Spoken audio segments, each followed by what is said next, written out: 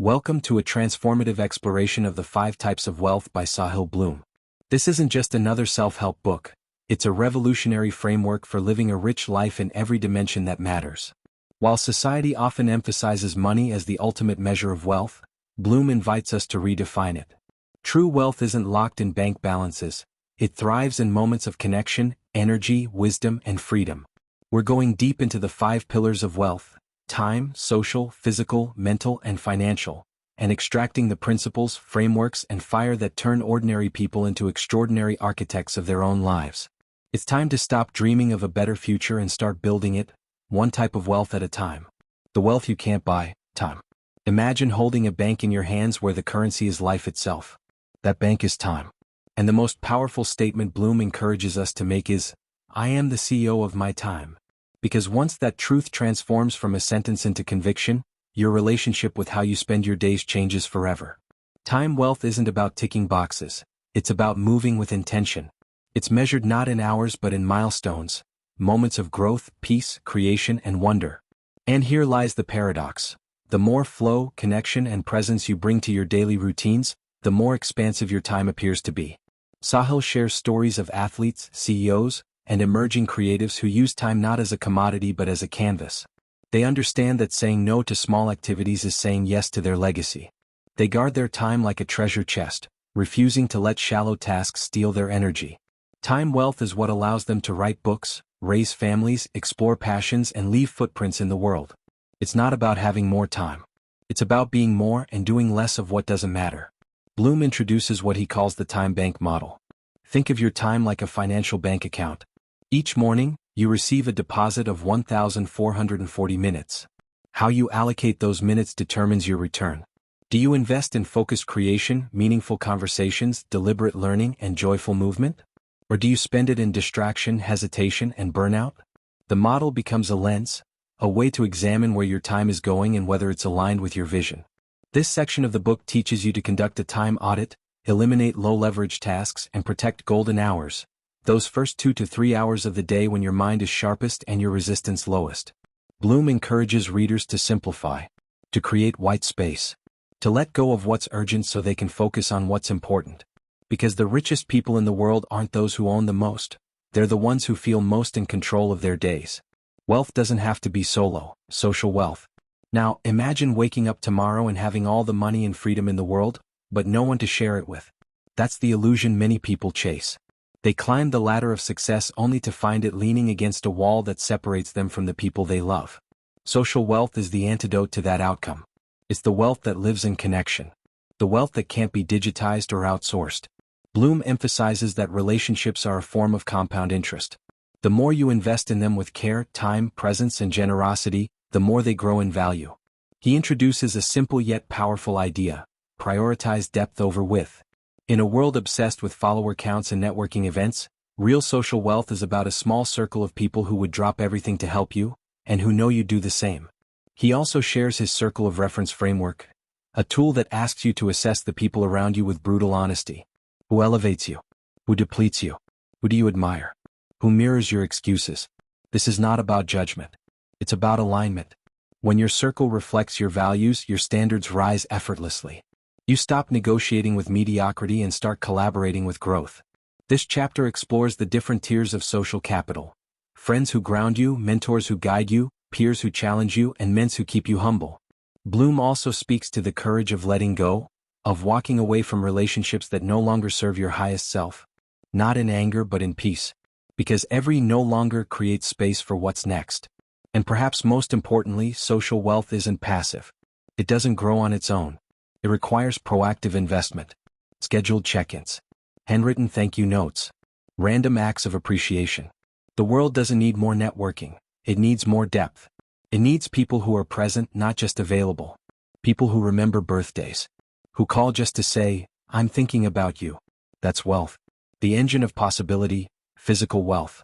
If time is the bank and relationships are the community, your physical health is the engine that moves you through both. Bloom reframes fitness not as punishment but as power.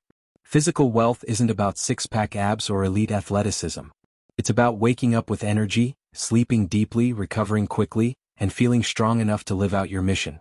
In this section, Sahil asks a provocative question. What would your life look like if your body was your ally, not your burden? Too many people chase financial goals while dragging a tired, inflamed, or neglected body behind them. But when you treat your health as non-negotiable, everything else gets easier. Your brain performs better. Your mood stabilizes.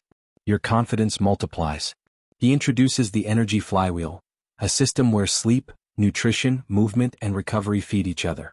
The better you sleep, the more likely you are to move. The more you move, the more clearly you think. The better you think, the better you eat. And the cycle continues upward. Bloom makes a compelling case for morning routines anchored in motion. Even just a 10-minute walk can change your state. He emphasizes the difference between exercise and movement. While structured workouts are valuable, it's the daily rhythm of staying physically alive, walking, stretching, breathing deeply, that builds long-term vitality. Nutrition is treated not as a restrictive chore but as a form of fuel. He advocates for simple rules. Eat real food, mostly plants, not too much. But more than diet tips, he calls for awareness. How do certain foods make you feel? What energizes you and what drains you? He reminds readers that your body is giving you signals all day, and the more you listen, the more effective you become. The chapter ends with a reminder that physical wealth is the great amplifier. When you have energy, discipline, and strength, you're more capable of building the other 4 types of wealth. But when your body is depleted, even the best ideas and intentions struggle to survive. The most underestimated fortune, mental wealth. Mental wealth is perhaps the most invisible, yet it underpins everything else. It's your internal operating system, your mindset, your clarity, your beliefs, and your emotional resilience. Sahil Bloom frames mental wealth as the difference between reacting and responding, between scarcity and possibility, between being overwhelmed and being in command. He begins this section with a hard truth. We spend more time managing our calendars than managing our minds.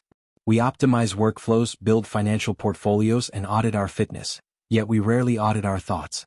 But thoughts, left unchecked, become stories. And stories become identities. Mental wealth begins when we start writing our own stories again, with intention. One of the most powerful shifts Bloom describes is moving from a victim mindset to a creator mindset.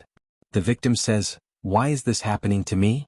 The creator asks, "What can I learn from this?" That single pivot can change the trajectory of your life. It doesn't mean denying pain or pretending things are easy. It means refusing to let circumstances define you. Mental wealth is also about protecting your cognitive bandwidth. Just as you wouldn't let a stranger dump garbage on your lawn, you shouldn't let them dump chaos into your mind. This means curating your inputs, who you follow, what you read, what you consume. It means creating boundaries that protect your peace and practicing habits that restore your clarity. Sahil offers tools like journaling, daily reflection, focused solitude, and even breath work, not as trends but as timeless tools for returning to your center. He advocates for mental fitness just as strongly as physical. Just 10 minutes a day spent in silence, reflection, or expressive writing can build a fortress around your focus. There's also an emotional side to mental wealth. Gratitude, compassion, forgiveness, these aren't soft traits. They're fierce habits of resilient people. People who hold grudges are drained. People who give grace are energized. Mental wealth grows when we learn to release, reframe, and reset. The key theme is this: your mind is the most powerful asset you own. It's not what happens around you, it's the meaning you assign and the story you choose to live by. Build a rich mind and the rest will follow. The fuel of freedom, financial wealth. Finally, we come to the most familiar form of wealth: money. But Bloom's approach is refreshingly different. He doesn't idolize wealth, nor does he dismiss it. Instead, he sees financial wealth as a tool, one that can expand freedom, security, impact, and generosity if wielded wisely. He starts by redefining what wealth really means. It's not about net worth, it's about the number of options you have. True financial wealth gives you choices: where to live, how to spend your time, who to work with, and how to take care of the people you love. Money becomes a magnifier. It reveals who you are and what you value. Sahil lays out a clear framework: earn, save, invest, protect, and give. These are not complicated concepts, but when practiced consistently, they create long-term financial freedom. He urges readers to build multiple income streams, automate savings, and invest early and often, not for status but for sovereignty. He also challenges the cultural obsession with lifestyle inflation. Too many people increase their spending to match their income, chasing toys instead of time. He proposes the opposite: grow your gap. That is, increase the difference between what you earn and what you spend. That gap becomes the soil for your wealth to grow. One of the standout ideas is the concept of enough. When do you have enough? When do you feel secure, fulfilled, and unburdened? The person who knows they're enough is wealthier than someone who keeps chasing more with no finish line in sight. Bloom also invites readers to give generously, not just when they're rich, but as a regular rhythm of their financial life. Because the most fulfilling use of money is not consumption, but contribution. When you use your financial wealth to uplift others, to create opportunity, to reduce suffering, you're no longer rich. You're impactful. This chapter is both empowering and liberating. It tells you that financial wealth is possible for you, regardless of your background. It's not about hitting the lottery.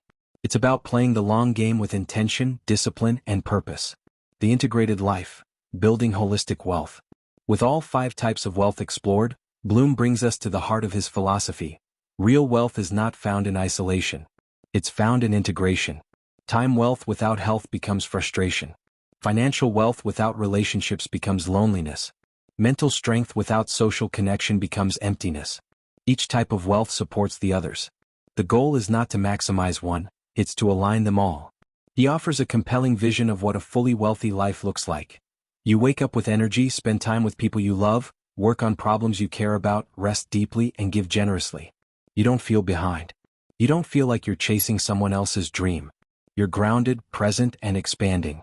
You're not rich in dollars alone, you're rich in every way that matters. This integration doesn't happen by accident. It requires ongoing reflection. Are your days aligned with your values? Are your relationships reflecting your priorities? Are your habits building or breaking your future? The questions don't end, but neither does the growth. Sahil encourages readers to periodically assess each wealth pillar, to notice imbalances and course correct. This isn't about guilt. It's about awareness. And with that awareness you regain agency. The message is clear. Stop living a one-dimensional life. Stop pouring everything into work and leaving your body, your mind, or your relationships behind. Stop chasing a version of wealth that the world told you to want. Start designing a life that feels wealthy on your terms. Conclusion: your wealth is already within reach. As this journey through the 5 types of wealth comes to a close, the invitation is simple and powerful. Take ownership. Not just of your finances, but of your time, your body, your mind, your community. You don't need to become someone else. You need to become fully yourself, disciplined, intentional, awake. True wealth is not something you wait for. It's something you practice. In your choices. In your habits. In the way you show up for your mornings, your work, your people. Every moment is an investment, and you decide the return. Don't wait until you're older, richer, or more ready to build a wealthy life. Start now. Audit your calendar. Call your people. Move your body. Feed your mind. Build your buffer. Give without fear. Create without apology. Love without limits. Because in the end, the richest people aren't just the ones who leave behind fortunes. They're the ones who lived fully and left behind a life that was, in every way, abundant. Thank you for watching. If this summary helped you, make sure to like, subscribe, and share it with someone you care about. More voiceover-ready book breakdowns are coming soon. Until then, build your wealth your way.